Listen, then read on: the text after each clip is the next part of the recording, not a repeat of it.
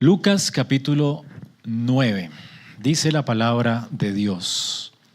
Reuniendo Jesús a los 12 discípulos, les dio poder y autoridad sobre todos los demonios y para sanar enfermedades. Los envió a proclamar el reino de Dios y a sanar a los enfermos. Y les dijo: no tomen nada para el camino, ni bordón, ni alforja, ni pan, ni dinero, ni tengan 2 túnicas cada uno. En cualquier casa donde entren, quédense allí, y sea de allí su salida.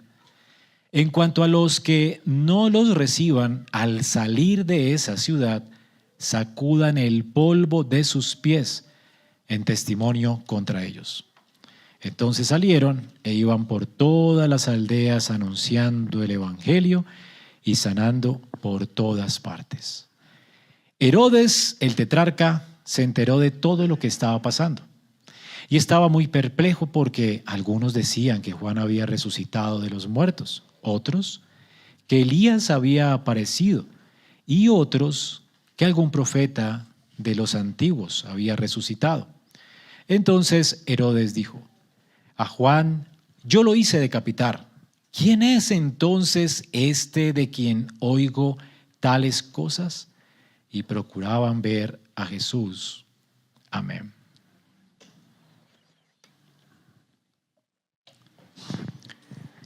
Vamos hoy a retomar nuestra serie expositiva del Evangelio de Lucas. Recordemos que le hemos titulado a esta serie expositiva Un mejor éxodo. Y la razón es que Lucas, a diferencia de los otros evangelistas o otros evangelios, nos narra cómo el Señor vino a cumplir un nuevo y mejor éxodo.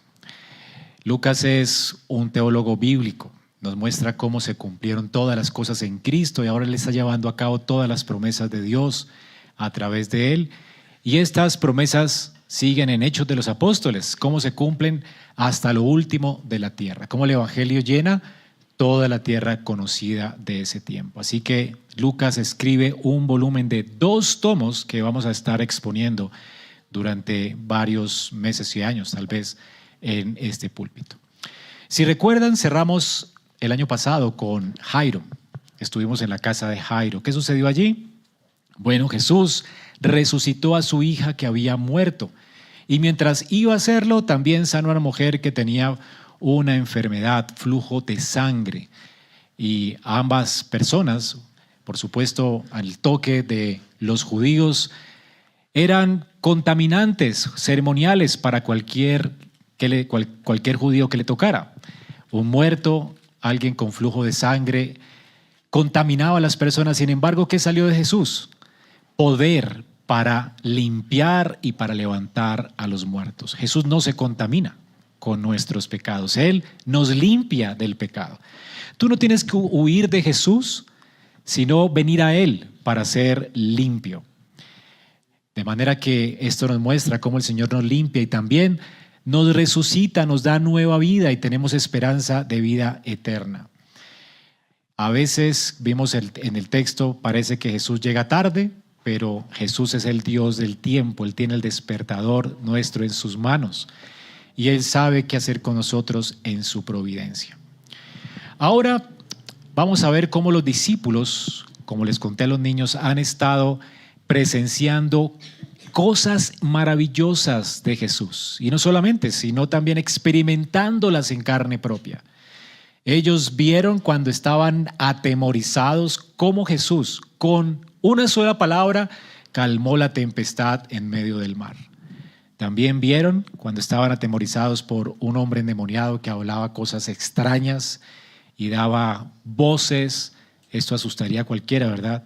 Cómo solamente con una palabra el Señor despide una legión de demonios y los mete en los marranos que se aventuran y se precipitan al abismo.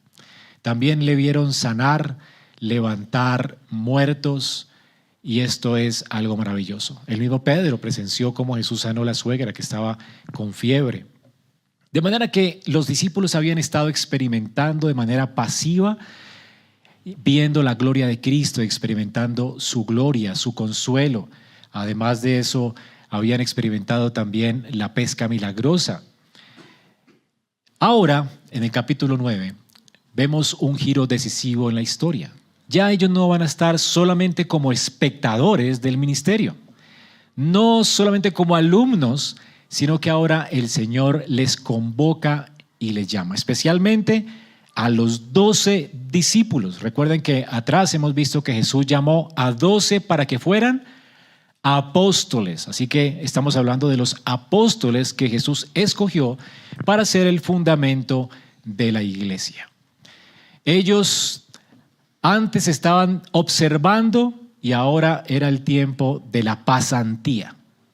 Es lo que hacemos en la universidad, ¿no? Cuando usted estudia, usted está escuchando cosas que usted necesita para su profesión y luego vienen las prácticas, la pasantía.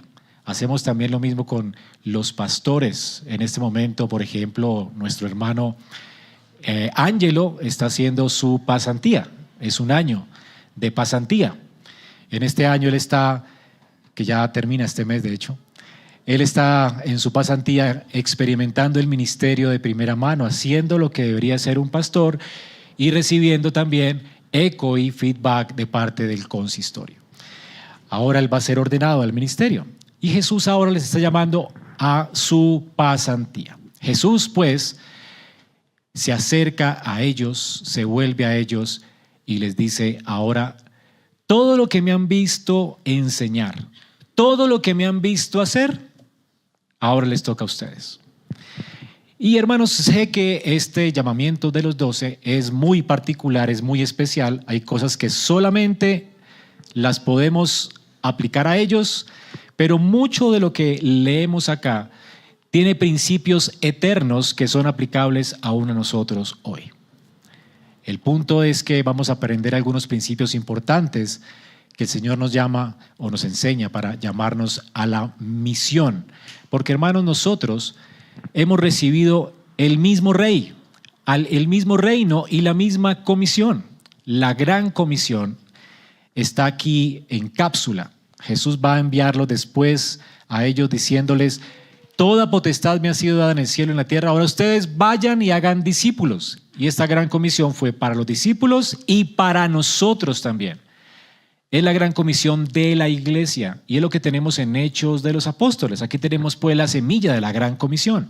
Comenzó con los 12, pero sigue con nosotros. Ellos, por supuesto, son el fundamento de la iglesia y nosotros damos testimonio de las palabras de ellos, pero también somos llamados a ser testigos en este mundo. De manera que el Señor no solamente quiere sanar nuestras heridas, perdonar nuestros pecados, hacernos justos en Cristo, Él quiere hacernos sus testigos. Y esto necesitamos escucharlo con urgencia al iniciar este nuevo año. Cada vez que inicia un nuevo año, tenemos esta tentación sutil. Empezamos buscando a Jesús para que calme nuestras tempestades, nos consuele, nos sane, nos provea, ahora que todo está subiendo de precio y ya no alcanza nada, ¿verdad? Y queremos que el Señor siga sustentándonos, pero a veces resistimos la voz de ese rey que quiere comisionarnos. El Señor a todos nos ha hecho un llamamiento. De hecho, el apóstol Pablo en Efesios dice que todos nosotros somos equipados en la iglesia a través del ministerio apostólico por nuestros pastores. ¿Para qué? Para la obra del ministerio. Es decir, que todos ustedes tienen un ministerio que hacer para extender el reino de los cielos. Ustedes como mamás, como hijos, como padres, como siervos en los lugares donde trabajan, todos ustedes tienen una comisión, deben llevar el nombre de Cristo en alto, deben proclamarlo. Todo lo que escuchan aquí en secreto deben proclamarlo en las azoteas. Nosotros estamos llamados a la gran comisión.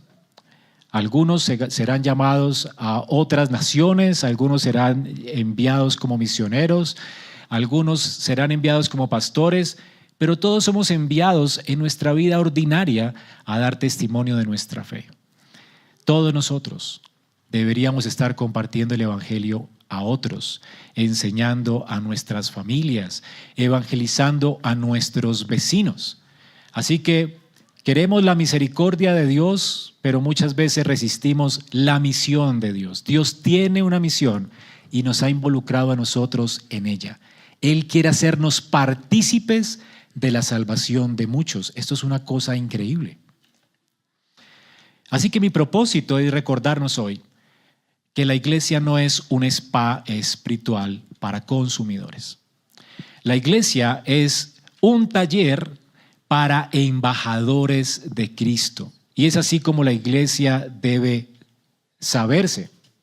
Embajadores de Cristo. Gente de otro mundo, porque no somos de este mundo, que está en esta tierra con el propósito de llevar en alto el nombre de nuestra ciudadanía y de nuestro Rey. No somos un público religioso que viene a recargar su batería espiritual cada 8 días para seguir viviendo igual el resto de la semana como si Dios no existiera. Somos un pueblo pactual, por eso renovamos el pacto cada 8 días y recordamos que todo lo que hacemos hoy en el servicio de adoración es un servicio de adoración pactual.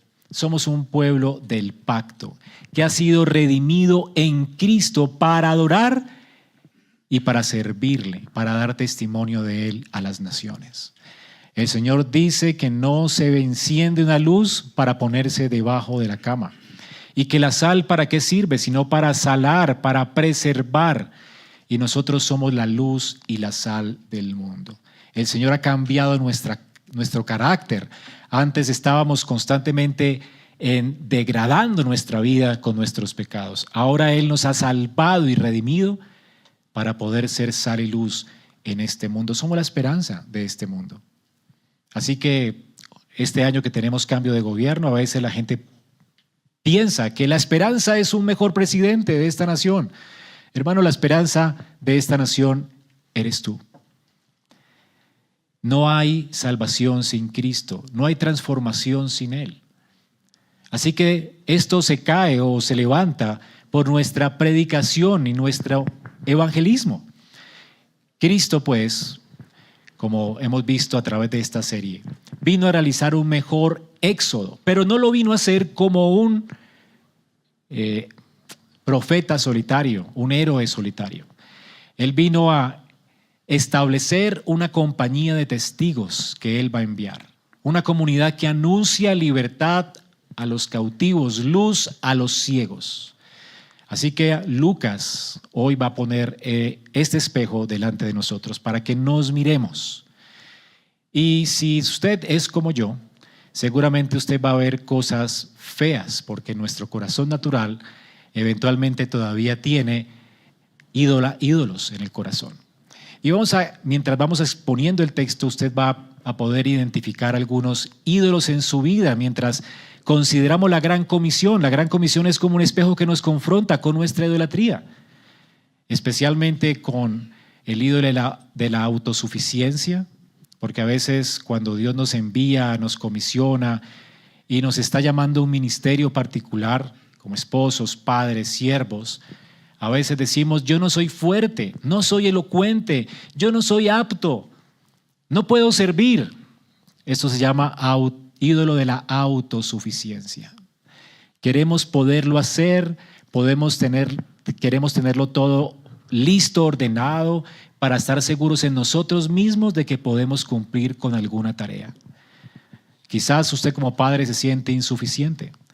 Espero que este texto le dé esperanza hoy. Mientras se ve en la insuficiencia, pueda ver la gloria de Cristo en quien somos suficientes. También vas a poner el ídolo de nuestro control, porque a veces miramos el bolsillo y decimos: no tengo tanto como para comenzar, no hay garantías para comenzar. Todavía no estoy preparado para hacer esto porque no tengo la billetera o la cuenta llena. Entonces, todo no está asegurado, así que no me arriesgo. O mi agenda está muy ocupada. Pero hermanos, eso se llama el ídolo del control. Queremos tener todo realizado para poder hacer lo que Dios demanda de nosotros.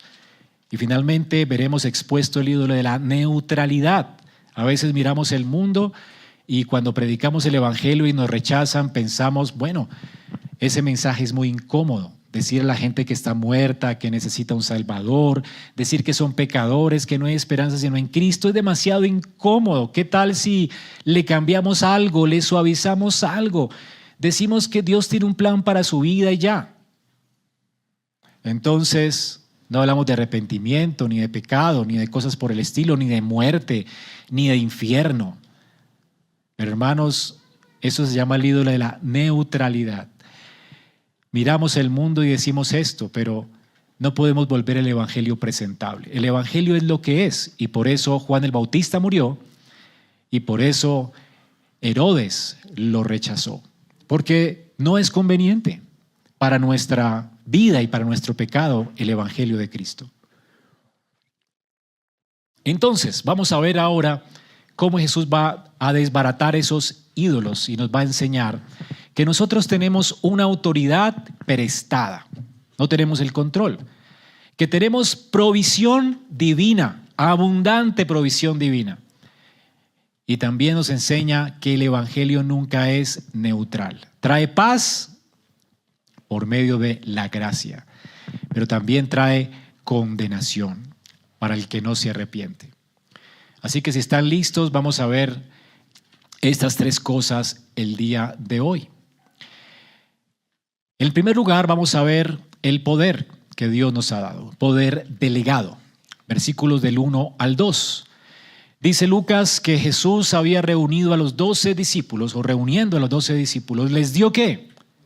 Poder y autoridad sobre todos los demonios y para sanar enfermedades. Y los envió a proclamar el reino de Dios y a sanar los enfermos. Aquí Lucas comienza con un llamamiento oficial, es un encargo oficial, o como decimos en el presbiterianismo, un encargo plenipotenciario. Es decir, que ellos tenían toda la autoridad y todo el poder para hacer lo que se les llamó a hacer, como lo que hace un embajador en otro país. Son poderes plenipotenciarios para la tarea. Él ha reunido a estos 12 discípulos y aquí vemos entonces que no son 10 discípulos, sino 12. ¿Y por qué no 10? Como las legiones romanas. ¿Por qué no llamó a otro número? Aquí vemos que estos discípulos son llamados siendo apóstoles, como ya hemos visto antes. Él los llamó para ser apóstoles y no son 10, porque en la teología de la Biblia, recordemos que el 12 eran los hijos de Jacob. También eran los patriarcas de Israel, con los que comenzó el Antiguo Testamento. Luego vemos que Dios forma a su pueblo Israel con 12 tribus. Tenemos que en el Antiguo Pacto el pueblo de Dios se conformó por 12 tribus. Al escoger pues Dios, el Hijo de Dios, estos 12 hombres, está haciendo aquí una declaración, escuche bien, judicial hacia el Israel del Antiguo Testamento. A ver si me hago entender. Él estaba formando con estos 12 nuevos hombres, ya no son judíos también, pero son 12 nuevos hombres para conformar el nuevo Israel, el Israel del nuevo pacto. Y aunque tienen continuidad con los judíos, aquí Jesús está sentenciando a la nación de Israel y la está poniendo bajo el juicio de Dios. Es decir, que ellos ya no serán más el pueblo de Dios. En el nuevo pacto, Jesús decide trabajar ahora con estos 12 hombres y formar una nación entre las naciones, que se llama la Iglesia, el Israel celestial, el Israel de Dios. Lucas 22-29 nos dice esto: yo pues les asigno a ustedes un reino. En el nuevo pacto Dios va a traer su reino. Lo que prometió en el Antiguo Testamento ahora lo va a traer. Y estos 12 van a recibir ese reino. ¿Y qué van a hacer ellos? Ellos se van a sentar en tronos, en 12 tronos, para juzgar a las 12 tribus de Israel. El nombramiento de ellos es un nombramiento judicial. Jesús escogió a estos 12 para que fueran los jueces ¿de quiénes? De los judíos. Ellos van a ser el fundamento de la iglesia del Nuevo Testamento y van a juzgar a los judíos que no se arrepienten y no ponen su confianza y su esperanza en el Mesías prometido. De manera que ese es el plan de Jesús. Estos son los nuevos patriarcas del Nuevo Testamento, los 12 discípulos. Son hombres ordinarios, como hemos visto cuando Jesús los eligió, pescadores, recaudadores de impuestos, levitas. Algunos de ellos eran personas que estaban en contra del Estado romano, los que creo que se llamaban los celotes. Entonces, muchos de ellos tenían un trasfondo que pues no era como deseable para que un rabino comenzara una nación nueva, ¿no? Pero eran hombres comunes y corrientes como nosotros, gente del vulgo, trabajadora, que muchos de ellos tenían puntos de vista políticos diferentes. Y sin embargo, Cristo los escoge a esta gente ordinaria para hacer con ellos algo extraordinario, levantar el nuevo Israel del nuevo pacto, una nación que es supratemporal, que es eterna, cuyos nombres están escritos en la eternidad. Ellos van a ser el fundamento de esa iglesia, sin mancha, sin arruga, sin cosas semejante que Dios está hermoseando hoy. ¿No les parece maravilloso? Ellos son pues las columnas, el fundamento de esta nueva nación. Ya no es la nación de Israel terrenal, sino es la nación del Israel celestial, de la cual la Israel terrenal era solamente una sombra, una figura. Si los de Israel hoy quieren ser salvos, ellos ya no son el pueblo de Dios. El pueblo de Dios, como veremos ahora, son aquellos que están unidos a Cristo por la fe, judíos y gentiles. Es lo que dice el texto en Gálatas, ¿no? Que Dios de los dos pueblos hizo uno solo por medio de Cristo. Es por causa de nuestra unión con Él que podemos ser llamados hoy el Israel de Dios, el Israel del cielo. Vamos a ver es que ellos ahora son los nuevos embajadores de Cristo. Hasta este momento Él les había llamado discípulos, que significa aprendices, estudiantes. Dice que reuniendo a los 12 discípulos eran sus estudiantes, las personas que aprendían de Él, eran aprendices. El versículo 2 dice, ahora Él les envió a proclamar. La palabra aquí envió es la palabra de donde se deriva el texto apóstolos. Es decir, que Él les envía como embajadores plenipotenciarios. En el mundo antiguo, cuando un rey enviaba un decreto a una provincia que estaba muy lejos, él enviaba a un apóstol. Esto es lo que significaba la palabra apóstol, un enviado oficial del rey.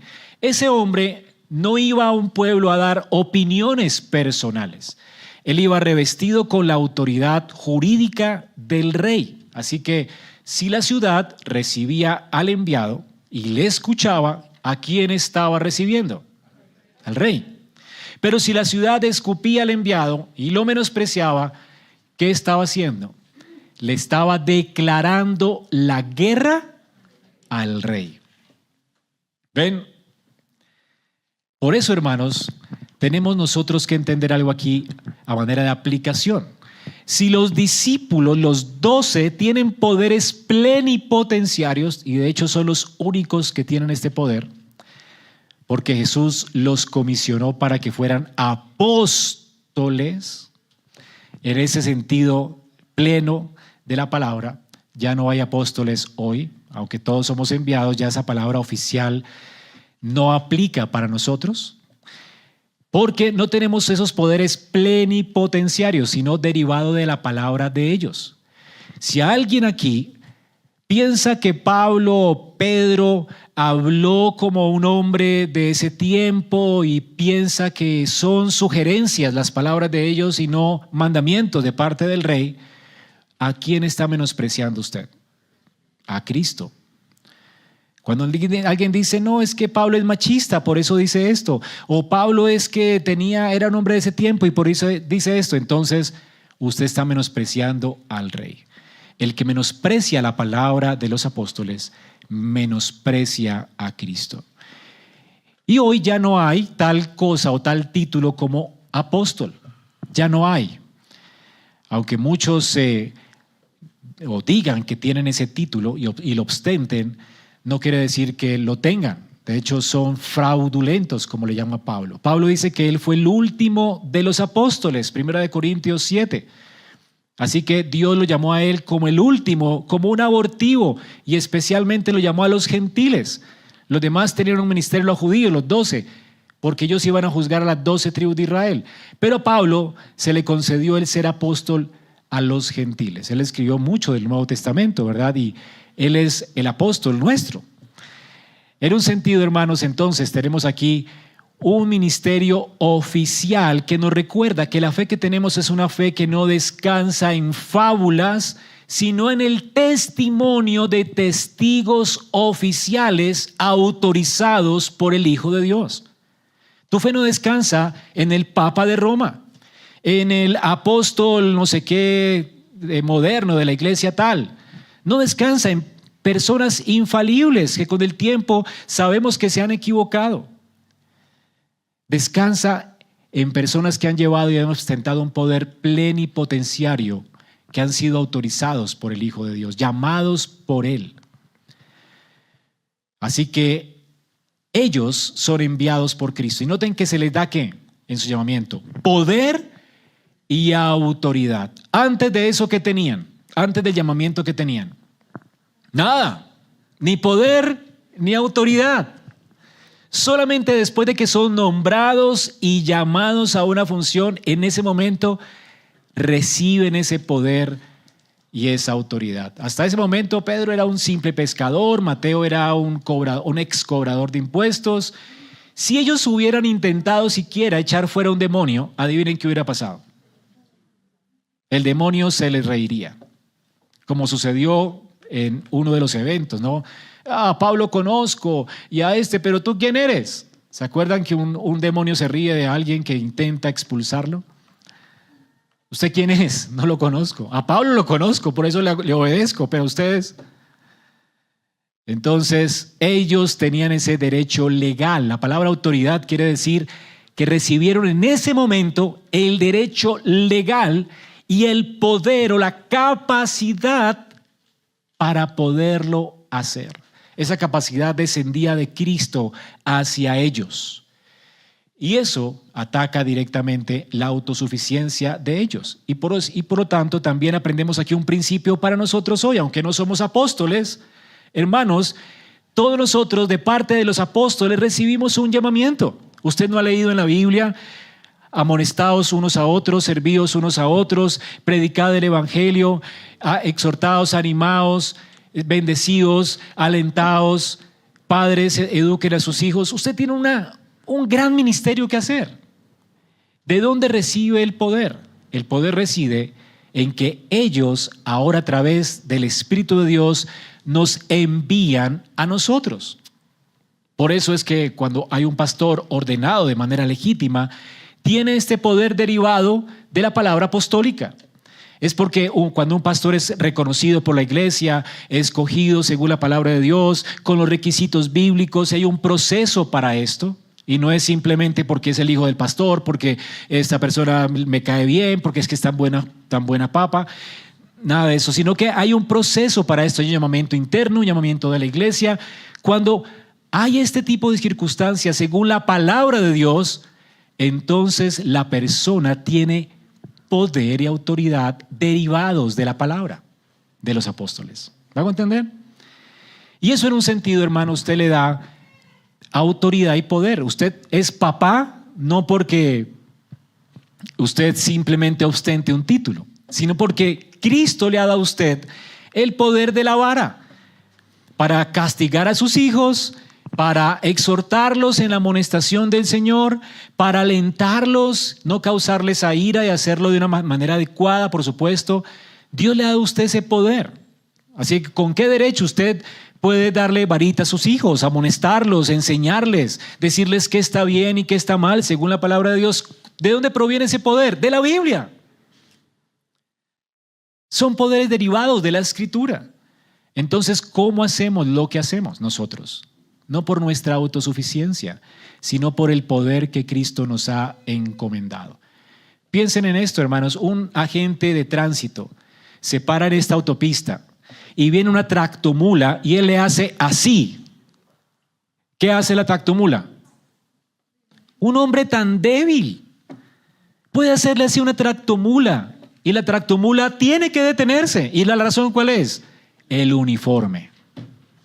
¿Cierto? ¿Qué es lo que va a hacer que los espíritus se nos sujeten en el nombre de Cristo? ¿Qué es lo que va a hacer que nosotros prediquemos y que para unos seamos olor de vida para vida y olor de muerte para muerte en otros? El revestimiento, la unción del Santo que todos hemos recibido, el Espíritu de Dios. El uniforme. No es su capacidad. Es la capacidad con la cual Dios nos ha revestido a todos, porque todos recibimos la unción de el Santo, del Espíritu Santo. De manera que, aunque no somos apóstoles, sí tenemos todos un llamado particular. Algunos para ser pastores, otros para ser papás, otros para ser evangelistas, otros para ser maestros, otros para ser ancianos, otros para ser diáconos. Es un poder. Y esto es respaldado por la palabra de los apóstoles. Así que cuando usted y yo predicamos el evangelio fielmente, el infierno se detiene. ¿Y la razón cuál es? No porque seamos fuertes o elocuentes, sino porque tenemos la insignia del Rey, el evangelio apostólico. Ahora, ¿para qué les dio ese poder? Noten, aquí viene el equilibrio perfecto del reino, porque tener poder es una cosa, pero ¿para qué? Es otra, ¿no? ¿Para qué nos da Dios ese poder? Primero dice que les da poder y autoridad sobre todos los demonios. Comienza con los demonios y tenemos que saber hasta el día de hoy que la gran comisión la llevamos a cabo en un terreno hostil donde hay demonios. Hermanos, no estamos aquí de vacaciones en esta tierra, estamos en guerra. Mientras nosotros predicamos, abrimos una misión en el sur, enviamos misioneros, preparamos gente. Adivinen que el infierno se viene contra nosotros. Esto es una guerra. No tenemos guerra contra sangre y carne, sino contra huestes espirituales de maldad en las regiones celestes. El diablo se va a levantar entre nosotros. Va a usar lenguas perversas, va a usar corazones engañados, va a meter falsas doctrinas, va a meter disensiones, herejía, chismes. Va a hacer lo posible para detener la obra del Señor. Cuando una iglesia está haciendo las cosas bien, esto no tiene tregua. El diablo se enoja. Y el Señor quiere que entendamos esto. Pero ningún poder sobrenatural va a impedir que el reino de los cielos avance, porque el Señor dice que el mayor es el que está en nosotros que el que está en el mundo. Se nos dio poder sobre el enemigo. Así que tenemos que pelear la buena batalla de la fe, revistiéndonos de ternura, de compasión, de Cristo, poniéndonos el uniforme, viviendo piadosamente, viviendo para la gloria de Dios, guardando nuestros oídos del chisme, de la murmuración, sabiendo que tenemos una guerra no contra la carne y la sangre. Nuestros enemigos no son nuestros hermanos. El enemigo es Satanás. Y es de él que usted tiene que cuidar sus oídos y su mente. Mayor es el que está en nosotros que el que está en el mundo. Y la Biblia nos dice que las puertas del infierno no van a poder detener la obra de Dios, no van a prevalecer contra la iglesia. También les dio poder, ¿para qué? Para sanar enfermedades. Cristo pudo haberles dado poder para abrir el mar, como lo hizo con Moisés, para hacer llover maná del cielo y para multiplicar el pan y cosas por el estilo, pero no les dio poder para sanar enfermedades. Y tal vez nosotros no tengamos ese poder ahora, pero Cristo sigue sanando y Cristo sigue llamándonos a nosotros a consolar y a visitar a los enfermos. Y es lo mismo, a llevar consuelo al que no tiene. Es decir, que aquí el Señor nos está mostrando un principio bíblico, y es que Él también nos ha dado poder para mostrar misericordia. Es otro de los poderes que tenemos en nuestras manos. Los discípulos, los apóstoles y nosotros podemos ser un pueblo muy diferente al pueblo de Israel o al de los fariseos. Los religiosos en Israel colocaban cargas en el pueblo difíciles de llevar, que ellos ni siquiera podían levantar con un dedo. Ataban, dice Jesús, a que ataban cargas pesadas, pero no podían ni siquiera con un dedo alivianarlas. Cristo quiere que su iglesia pueda alivianar las cargas, no solamente predicar la doctrina correcta, hacer frente a las acechanzas del diablo, sino también extender el corazón compasivo de Jesús a otros. Podemos hacerlo. Se nos ha dado el poder de tener misericordia. Eso es algo maravilloso. De tener misericordia del pecador, de las personas que están en sufrimiento, de las personas que están muy mal. Dios nos ha dado ese poder y esa autoridad. Entonces hemos sido llamados a revestirnos de tierna compasión. Colosenses 3:12. Así que, para ponerlo de otra manera, la autoridad que Dios le ha dado a usted no es una autoridad para aplastar a la gente con reglas, sino para liberar a los cautivos con el evangelio. No es una autoridad para juzgar y condenar a la gente, porque no se nos ha dado el ministerio de la condenación. Es el poder para reconciliar a la gente con Dios, para traer paz al que está en angustia. Una iglesia que predica la verdad, pero no ama a las personas, es una iglesia que ha olvidado que recibió ese poder. Ahora vemos el fundamento, la autoridad. Ese es el patrón de una vida dependiente. Esto doblega nuestro orgullo. No depende de nosotros, todo depende de Cristo, de su suficiencia. Él es el que nos revistió de su espíritu, de su tierna compasión, de su gracia. Él quiere amplificar su compasión a través de nosotros hacia otros. Y en segundo lugar, veamos el llamamiento a ser peregrinos dependientes. Aquí vemos un patrón de parte de los discípulos hacia nosotros. Y esto confronta la idolatría del control, como les dije, ¿no? Miren lo que el Señor dice en el 3 y 4. Y les dijo, no tomen nada para el camino, ni bordón, ni alforja, ni pan, ni dinero, ni tengan 2 túnicas cada uno. En cualquier casa donde entren, quédense allí y sea de allí su salida. Escuchen bien. Pónganse por un momento en los zapatos o en las sandalias de estos discípulos. Jesús los está enviando a una misión muy crítica. Es decir, si usted tiene y le pone sentido común a esto, ¿qué sería lo prudente para salir a evangelizar a las personas? Bueno, un plan, por lo menos un presupuesto, como lo hacemos en la iglesia cada año, ¿no? O sea, ¿qué van a hacer? ¿Cuánto tienen? ¿Con qué cuentan? ¿Hay provisiones? ¿Cuáles van a ser las contingencias? Debemos estar preparados. ¿Cuáles son las posibilidades? ¿Qué es lo que podría pasar? Pero Jesús les da un imperativo tajante.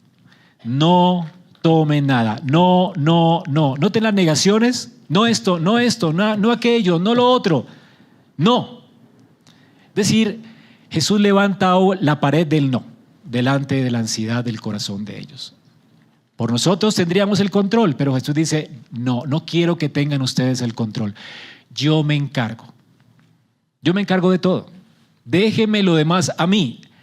Solo obedézcanme y descansen en mi provisión. Difícil, ¿no? Y aquí está la naturaleza de la orden. ¿Qué está haciendo Jesús aquí? ¿Por qué? ¿Por qué está ayudándoles a confiar en Él. Él les quita primero los medios básicos de subsistencia. Por supuesto, Jesús no está, y para que lo entendamos bien, Jesús no está aquí alentándonos a hacer votos de pobreza, ni siquiera a ellos. ¿Ok? La respuesta la tenemos en Lucas 22 del 35 al 36. Jesús les da esta directriz, pero es una directriz temporal que aplica solamente específicamente a ellos. Jesús le pregunta a ellos después de haberles dado esta orden, más adelante en el capítulo 22, 35, cuando les envié a ustedes sin bolsa, ¿les faltó algo? La respuesta de ellos, ¿qué fue? Nada. O sea, aprendieron la lección. Ahora, ¿qué aprendieron ellos? ¿Que hay que salir sin nada? No, ¿aprendieron a qué? A depender de Cristo. Esta era la gran lección. Ahora que aprendieron la lección, ahora el Señor les dice, bueno, ahora el que tenga una bolsa, llévela.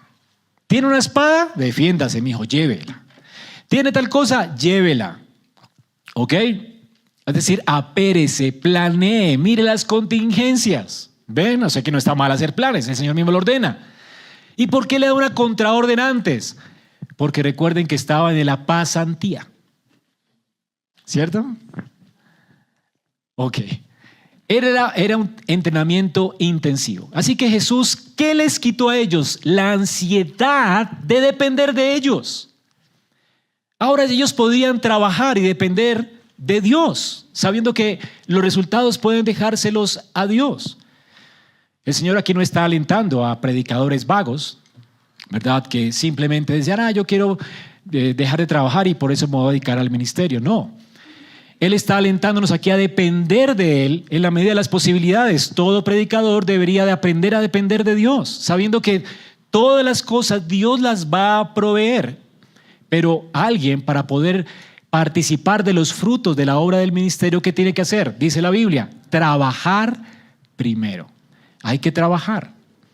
¿Tú quieres disfrutar de los frutos de la obra del ministerio? Pues trabaja. Hay que trabajar hasta el cansancio. Muchas veces jornadas dobles para poder hacer ministerio en Colombia. Es difícil.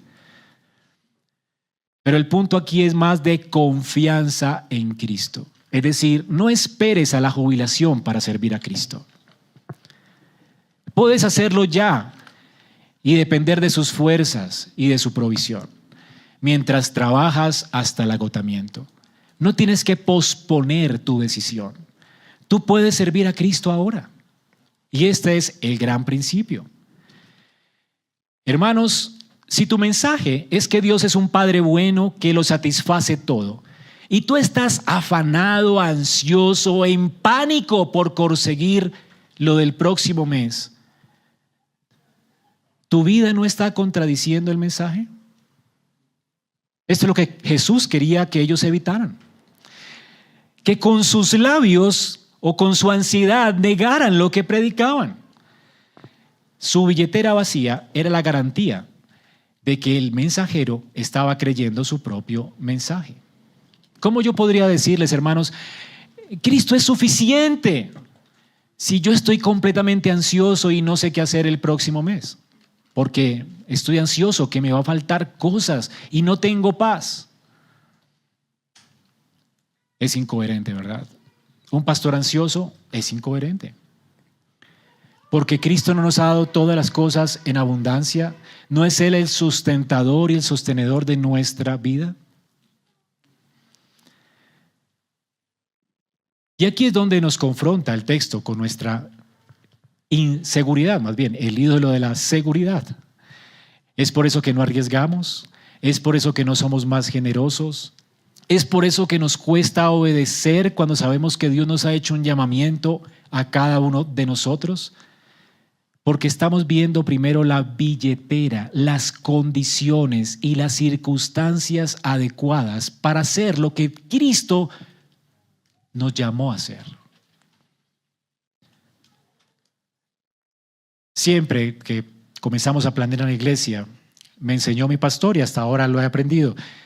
No planeamos ni hacemos un presupuesto pensando en lo que tenemos, sino pensando en las necesidades y las cosas que necesitamos para hacer la tarea. Dios hará el trabajo y hará el resto, y así el Señor lo ha hecho durante 18 años que ha llevado esta iglesia, ¿no? El Señor ha sido bueno, generoso con nosotros. Y ese es el patrón del reino. La misión no depende de nuestros recursos, depende del Señor. Así que este año, hermanos, haz la tarea que Cristo te encomendó hacer con esta certidumbre. No mires lo que tienes en el banco. Mira al Dios que tienes, obedece. La Biblia dice, buscad primero el reino de Dios y su justicia, y el Señor se va a encargar del resto, ¿no? Él va a sostener nuestra vida. Recordemos las ilustraciones de las flores del campo y los pájaros. Ellos no trabajan, no hilan, y sin embargo, ni Salomón se vistió más hermoso que las flores. Y nadie ha comido tan delicioso como los pájaros comen todos los días. ¿Y quién los alimenta? Dios. ¿No hará con nosotros mucho más el Señor, hombres y mujeres de poca fe? Además, la prohibición de llevar cosas extras nos habla también de la urgencia del evangelismo.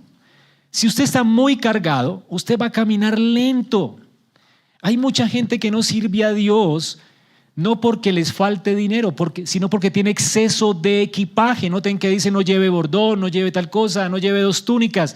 Tenemos exceso de equipaje. Hay demasiadas deudas que nos aprietan, demasiados compromisos sociales, demasiada ansiedad por conseguir un mejor estatus, y no tenemos tiempo para extender el reino de Dios. No tenemos tiempo para hacer un devocional constantemente y todos los días, de manera personal y con nuestra familia y con nuestros hijos. Si hay algo que está apretando nuestra agenda, saquémoslo. Coloquemos en orden nuestras prioridades. Dios te llamó primero al ministerio, es Él primero. Es tu llamamiento primero. Busca primero a Él y a su justicia. Y luego todas las cosas vendrán por añadidura. Puedes comenzar hoy orando, Señor, muéstrame dónde está el exceso de equipaje. Hay mucha necesidad en tu familia, en este mundo. Y tú no tienes tanto tiempo para gastar tu tiempo en tonterías. El tiempo se está agotando. Tienes solamente una vida para servir al Señor, no otra. El resto vas a pasar la eternidad con Él en gloria. Pero solamente te dio esta. ¿Qué vas a hacer con ella? ¿Desperdiciándola? En el versículo 4 dice, en cualquier casa donde entren, quédense allí y sea de allí su salida. En Galilea era una cultura de hospitalidad increíble y muchas puertas se abrían para los predicadores. Y el Señor les dice, cuando alguien les reciba, les brinde hospitalidad, se quedan allí hasta que salgan del pueblo. O sea, imagínense la tentación. Usted está predicando, alguien, hermanito, me encantó su predicación, venga a mi casa, quédese un día más, 2 días, lo que quiera, siga predicando en ese pueblo, y usted encuentra a un catre bien maluco que le dio tortícolis y de repente sigue predicando y 2 días después aparece un hombre rico y le dice, oiga, ¿usted qué hace en esa casa tan feíta? Véngase para la mía, hay colchón delicioso, de plumas, ortopédico, no tiene que preocuparse por la comida, yo le doy todo. Jesús dice, quédese donde lo recibieron primero y no salga de allí hasta completar la misión. ¿Ven? Duro, ¿no? ¿A qué le está apostando Jesús? Tú no estás de turista en este mundo. Tú no estás para pasarla cómodo. Tú estás en una misión. Si se te abrió la puerta, te quedas allí. Tú no estás buscando tu mejor vida ahora. Así que enfócate en la tarea, no en qué hotel hay. Y si la pasaremos bien, la iglesia necesita recuperar ese enfoque. La misión no tiene nada que ver con comodidades. Ahora hemos visto entonces la autoridad y la dependencia. Vamos a ver ahora el juicio o la sentencia, el polvo del juicio. Noten aquí que no hay neutralidad en el Evangelio. Jesús dice, en cuanto a los que no los reciban al salir de la ciudad, sacudan ¿qué? El polvo de sus pies en testimonio contra ellos. Y aquí ataca el ídolo de la neutralidad. Vivimos en una cultura muy, ¿cómo se llama? Que no hay políticamente correcta. Muy bien. ¿Sí? Dices, tú tienes tu verdad, yo tengo la mía y todos felices, ¿no? Pero Jesús aquí destroza esa idea. Si no te reciben a ti, ¿me están menospreciando a quién? A mí. Sacude el polvo de tus pies contra ellos. Tú estás ejerciendo aquí un juicio al sacudir el polvo de tus pies. Y para entenderlo, miren el contexto. En la tierra prometida, en la tierra de Canaán, había una costumbre. Cuando los judíos salían afuera a los países paganos y entraban de nuevo a la tierra prometida, antes de entrar a la tierra prometida, porque era una tierra santa, por eso se le llama la tierra santa en ese día, en ese tiempo, ellos sacudían el polvo de los pies para no profanar aquellas cosas que Dios había determinado que eran santas, porque tenían conexión con la gloria. Es decir, que Israel era como una sombra del cielo en la tierra. No es que ahora ese lugar sea santo, hoy ya no hay tierra santa. En ese tiempo era santo, porque Dios lo designó como una sombra de Sión, la Sión celestial. ¿Listo? Así que se sacudían el polvo diciendo, no tenemos nada que ver con esa tierra gentil. Somos el pueblo de Dios, somos tierra santa. Ahora noten aquí que ya no hay una tierra santa en este mundo. ¿Y por qué lo digo? Aquí el Señor dice, donde quiera que entren y no los reciban, sacudan el polvo de sus pies contra ellos, donde ellos debían predicar, en Israel. A las ovejas perdidas de Jerusalén, dice Marcos. ¿Y por qué tienen que sacudir el polvo si no están en tierra pagana? Porque ya la ciudadanía de Israel no tiene nada que ver con un lugar específico en la tierra, sino con nuestra unión con Cristo, como les dije al comienzo. ¿Ven? ¿Cuál es el Israel de Dios? La Sión celestial. De manera que todo el que no está en Cristo, todo el que menosprecia a Cristo, es tierra pagana y gentil, está bajo la ira de Dios. Esto es una nueva geografía. El concepto de tierra santa aquí está cambiando radicalmente. Ya no depende de estar en Israel, depende de estar en Cristo. ¿Qué relación tienes con Él? El que rechaza a Cristo y su evangelio se está poniendo a sí mismo en una posición de pagano que está fuera de la bendición de Dios. El que menosprecia la palabra de los apóstoles y cree en otra cosa, en el apóstol de moda, en el profeta de moda, en el papa, lo que sea, se está poniendo fuera de la bendición de Dios. Es un gentil, un pagano, un apóstata. De hecho, tú puedes estar en la iglesia hoy, puedes haber nacido en una familia cristiana, puedes tener una Biblia en la mano, pero si tú estás rechazando el señorío de Cristo sobre tu vida, tú eres terreno gentil, tú no eres el pueblo de Dios. Por eso muchos saldrán de nosotros, pero nunca fueron de nosotros. Porque si hubieran sido de nosotros, hubieran permanecido en obediencia.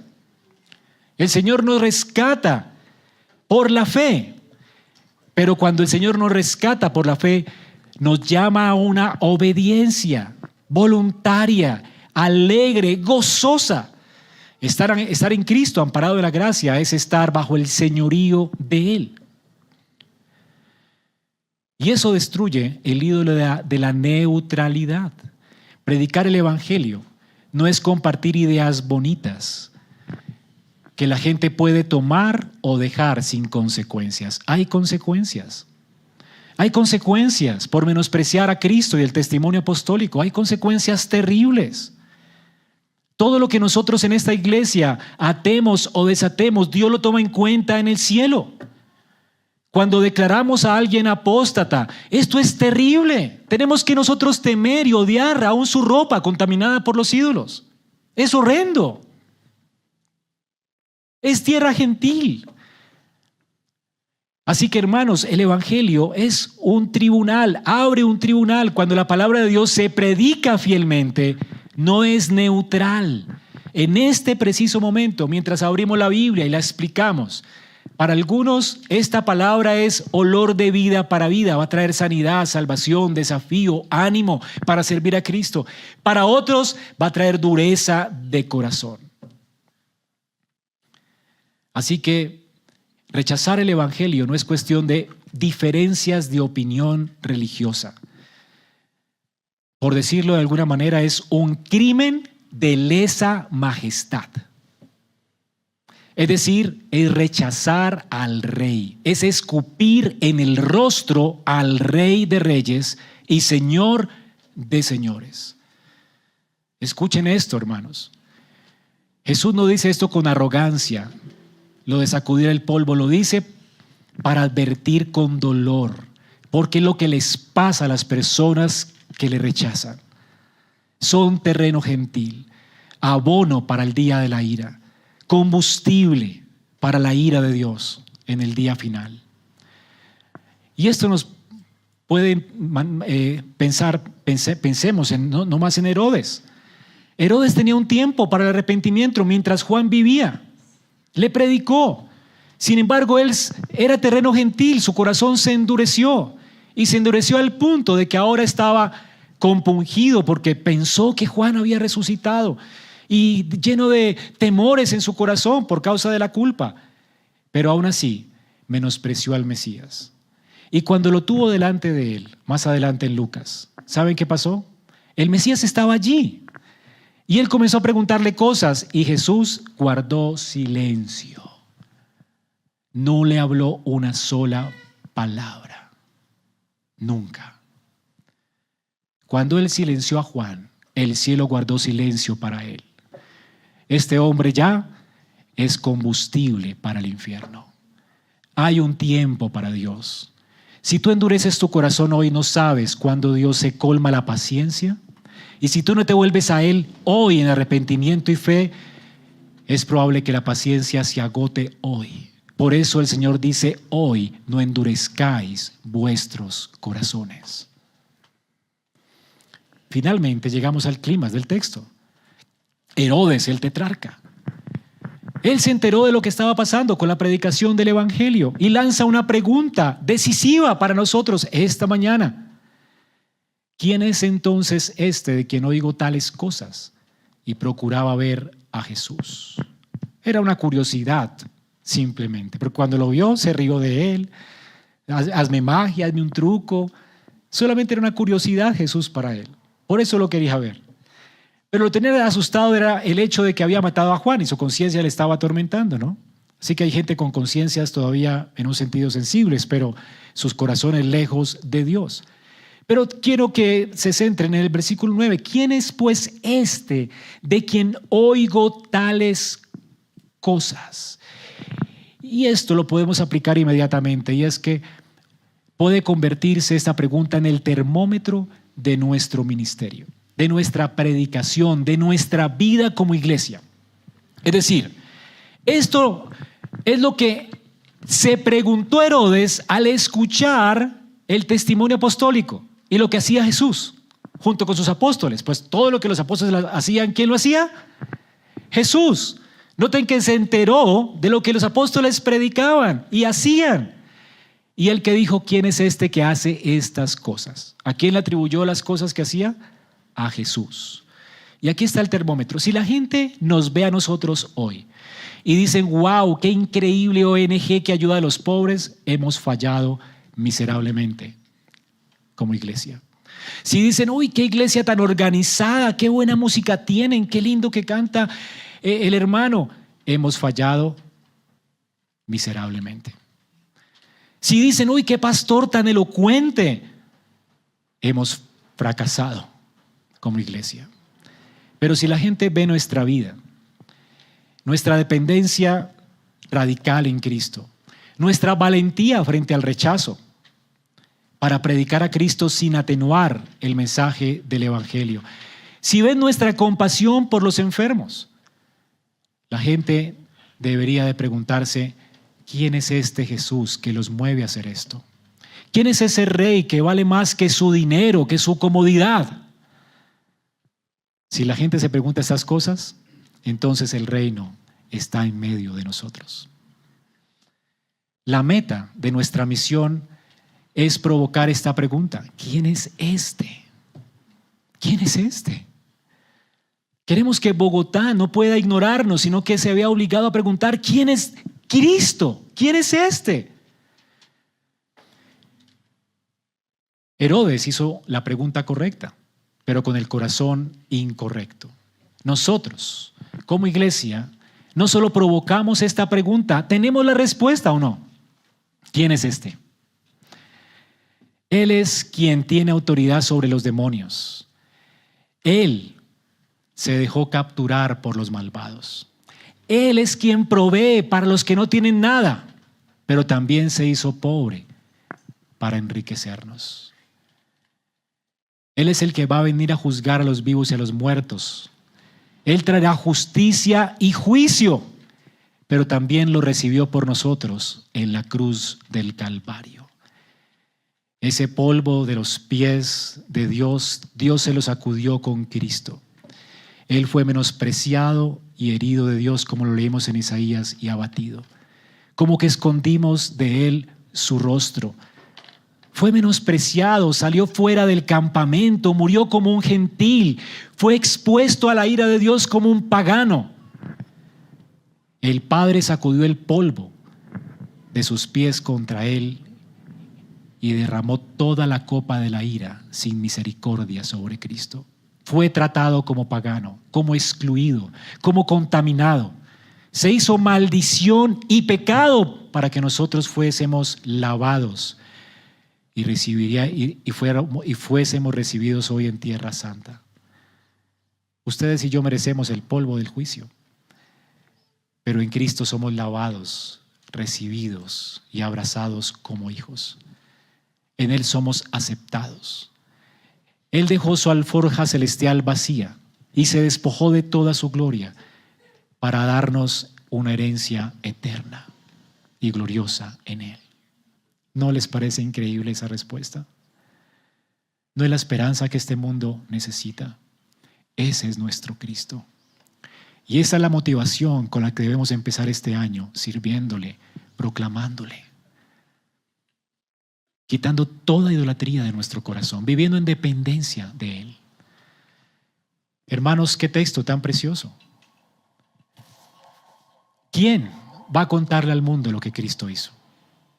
Es la pregunta que resuena hoy al finalizar este texto.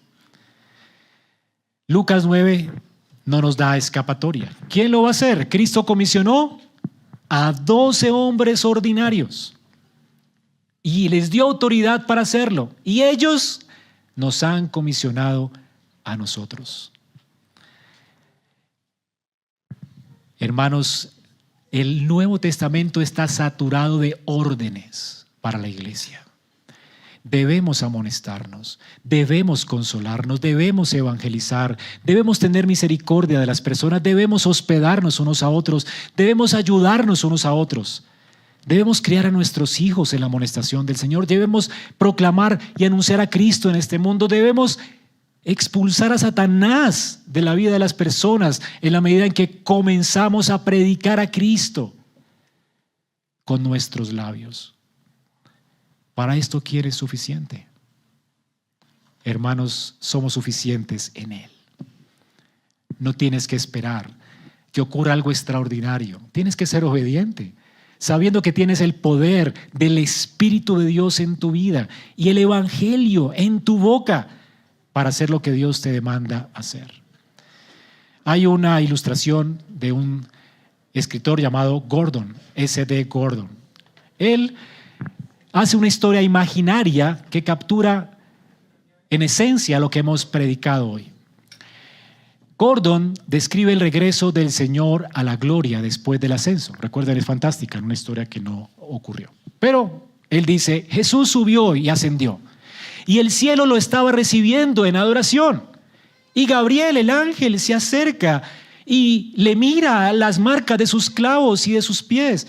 en sus manos y sus pies y pregunta: Señor, sufriste terriblemente allá abajo, pagaste el precio infinito por ellos. ¿El mundo sabe lo que tú hiciste?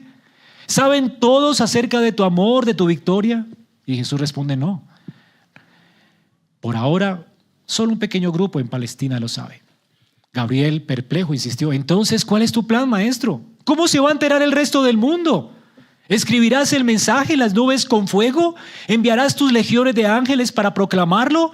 ¿Quieres que yo vaya? El Señor respondió: no, Gabriel, no. Le pedí a Pedro y a Juan y a Santiago y a los demás que hicieran esto y que hicieran de ello la razón de sus vidas.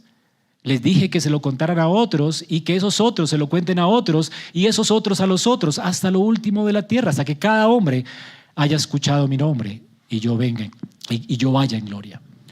Gabriel, que conocía bien a estos hombres porque es un ángel, conocía la inestabilidad de Pedro, las dudas de Tomás y la fragilidad de esos vasos de barro, miró al Señor con profunda preocupación y dijo: Señor, ¿y qué pasa si Pedro falla? ¿Y si se cansan? ¿Y si se acobardan como lo hicieron ante Roma? ¿Y qué pasa si la gente no les cree? Y la cadena se rompe y no le cuentan a otros y a otros y a otros, y la iglesia errada tal vez, no sé, estaban allí y no hacen esto. ¿Qué va a pasar? ¿Cuál es tu plan B? Y Jesús, con mucha calma, como alguien que ya venció el mundo, le respondió: Gabriel, yo no tengo un plan B. Ese es mi plan, yo cuento con ellos. Ahora, iglesia, ¿entiendes esto? Cristo cuenta con nosotros y nos ha acreditado. Cristo nos dio el poder y la autoridad para que lo hagamos nosotros. Cuenta con nosotros, por eso nos manda y nos sostiene. Ahora, no es que el reino dependa de la firmeza nuestra, como tampoco dependió de la firmeza de Pedro. Depende de nuestro Rey. Él quiere usarnos este nuevo año.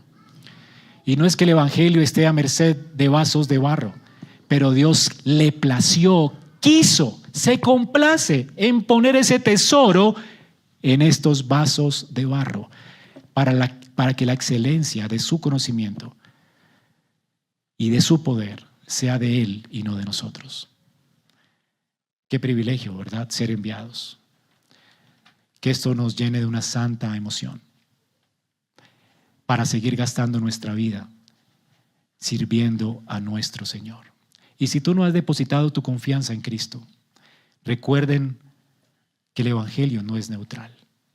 O lo recibes ahora para vida y te conviertes y eres salvo, te arrepientes y confías en Él y le haces Señor de su vida. O noten, el Señor dice que Él va a sacudir el polvo. Rechazar el evangelio es rechazarlo a Él. Va a venir juicio y condenación. Hoy es el día para que te arrepientas. Vamos a orar. Señor, damos gracias por tu cuidado para nosotros y por tu palabra que es predicada hoy. Rogamos para que en tu misericordia tenga lugar tu exhortación en nuestros corazones y podamos salir de aquí con deseos, ánimos de servirte, de proclamarte y de hacer la tarea que nos has encomendado en nuestra casa, en nuestro barrio, en esta Bogotá donde nos has puesto, en nuestros trabajos, escuelas. Señor, ayúdanos a saturar este mundo con el olor de tu conocimiento. Principalmente ayúdanos a hacer de nuestra casa el primer centro misionero. Ayúdanos, Señor, también a ir con nuestros hijos a proclamar las buenas nuevas y a enseñarles a no desperdiciar su vida. Ayúdanos a andar ligeros y a no ocupar nuestro tiempo con cargas innecesarias. Ayúdanos a depender de ti y ayúdanos a entender, Señor, que por tu gracia y voluntad nos has dado a nosotros el hermoso privilegio de llevar y proclamar lo que proclamaron los apóstoles a muchos. Ayúdanos, Señor, a ser una iglesia proclamadora, misionera, dadora de esperanza. Porque ¿dónde iremos si solo tú tienes palabras de vida eterna? Señor, que no solamente recibamos consuelo, sino que seamos consolados para consolar. Te lo rogamos en Cristo Jesús. Amén.